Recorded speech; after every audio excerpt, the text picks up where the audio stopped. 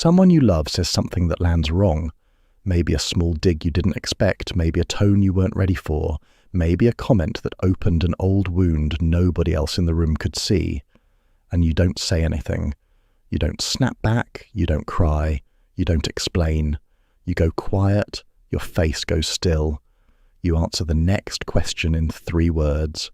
They don't always notice. You notice, and you've been doing some version of this for as long as you can remember. If you've spent your life noticing that when something hurts, your first reaction isn't to speak, but to stop speaking, there is a very specific psychology behind it, and it's almost certainly not what you've been told it is. The people who go quiet when they're hurt are not avoidant, not cold, not bad at conflict, not unable to communicate. They are running one of the most misunderstood nervous system responses in modern psychology, and they are running it for a reason that, in most cases, was once the right reason to run it. Here's the thing nobody talks about. Most people, when they get hurt, have one of 2 options open to them in the moment. They can argue back, escalate, name what just happened.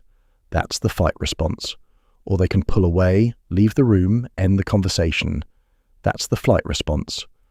Both of those responses keep the conversation moving, even if the movement is painful. But some people have a third response wired in deeper than either of those. The body goes still, the mouth goes shut. Words you might have said 3 seconds ago suddenly feel out of reach. This is the freeze response, and it isn't a choice. It's an automatic nervous system reaction that activates when the part of you that decides between fighting and fleeing concludes that neither option is going to end well. Freezing isn't passivity. Freezing is what happens when your system has quietly decided that the safest thing in the room is to make yourself small until the moment passes. In the early 2000s, neuroscientist Stephen Porges developed what he called polyvagal theory, a framework for understanding how the vagus nerve, the body's longest cranial nerve, regulates the nervous system in response to perceived safety. Porges identified that the freeze response is not a failure of the fight or flight system. It is a third, evolutionary older option that the nervous system selects when fight or flight has been ruled out as workable. In the original survival logic, freezing increased the odds of survival in moments where engagement and escape both seemed too dangerous. Trauma researcher Bessel van der Kolk extended this work in his 2014 book, The Body Keeps the Score. He observed that adults who go silent when they're hurt almost always learned this response in environments where speaking up had a measurable cost. A parent who escalated when challenged. A family where naming what hurt got the speaker blamed for the hurting. The child learns very quickly that the quietest version of themselves is the one most likely to come out of the room intact. The adult never quite stops doing it. Picture this. You're at dinner with someone you care about. They say something that, in tone or content or both, lands like a small cut. Not a fight. Not something they'd remember saying tomorrow. But it touched something old in you. The room doesn't change for anyone else. The conversation keeps going. The waiter brings water. Inside you, a small switch has flipped. You can feel the words you might have said sitting just behind your teeth. You can feel your face composing itself into something that looks fine. You take a sip of water. You answer the next question with 1 sentence instead of 3. You eat the rest of your meal listening, nodding, half smiling. 3 days later, you'll remember the exact phrasing of what they said and the exact moment you decided not to respond. They won't remember any of it. That entire silent transaction happened in a room where only one person was paying attention to it. But here's where it gets interesting. The silence is not a failure to communicate. It is a sophisticated piece of emotional accounting your nervous system is running in real time. In the 3 seconds before you went quiet, your system weighed whether speaking would make this worse, whether the person across from you could hear what you'd say without escalating, whether the relationship could survive whatever you might say if you spoke from the wound instead of around it. The silence wasn't your inability to advocate for yourself. The silence was your system protecting something you didn't want to break. But there's more going on than just protection. People who go quiet when they're hurt tend to have unusually accurate memories of the moment they were hurt. You can recall the exact phrasing, the tone, the way the light was hitting the table. You don't just remember that something happened. You remember it in cinematic detail. Most people don't do this. They forget the small cuts within hours. You don't. The cost is that the wound stays vivid. The gift is that you have an unusually clear record of what actually happened in the rooms you've been in. And here's the kicker.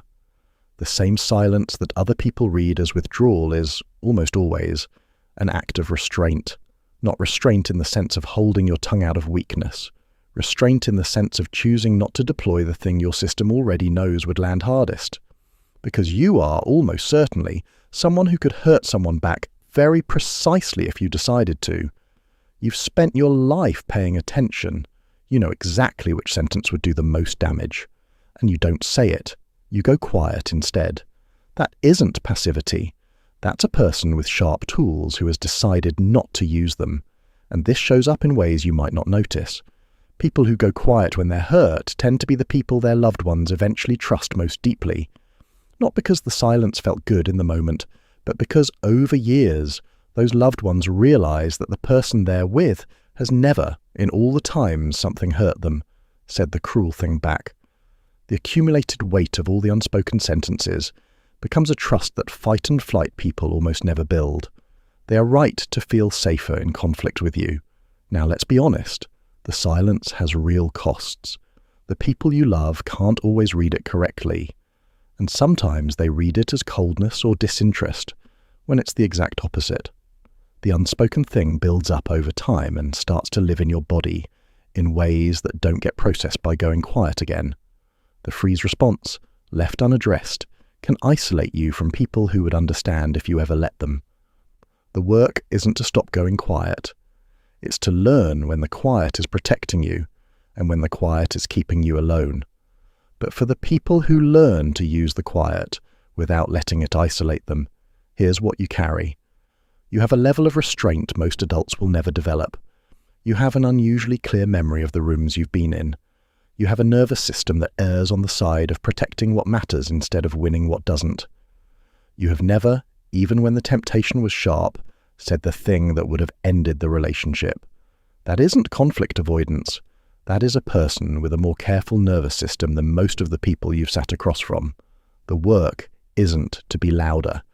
It's to trust that the people who deserve your full voice will earn it slowly, and that the quiet you've been deploying your whole life is not a failure of communication. It is the safest possible draft of what you almost said. There's something quietly remarkable about people who go quiet when they're hurt. They sit across from the people they love and absorb small wounds nobody else in the room registered, and they keep eating dinner, and they keep answering the questions, and they keep showing up the next day. They do this because some part of them learned, a long time ago, that the relationships they cared about were more fragile than the people in them seemed to realize.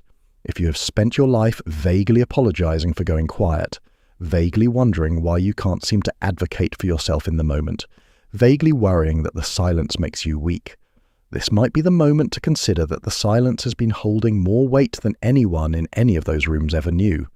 You're not avoidant, you're not cold, you're not bad at communicating. You're someone whose nervous system learned, somewhere along the line, that the safest thing to do with a wound was to hold it carefully until it passed. And the carrying has been one of the quieter forms of love you've offered to almost every relationship you've been in. If you find yourself recognizing pieces of this, subscribe to Silent Awareness. There's a lot more about you that nobody's quite named yet, and subscribing is how you find the next one when it's ready. The channel is small. Each subscriber makes a difference.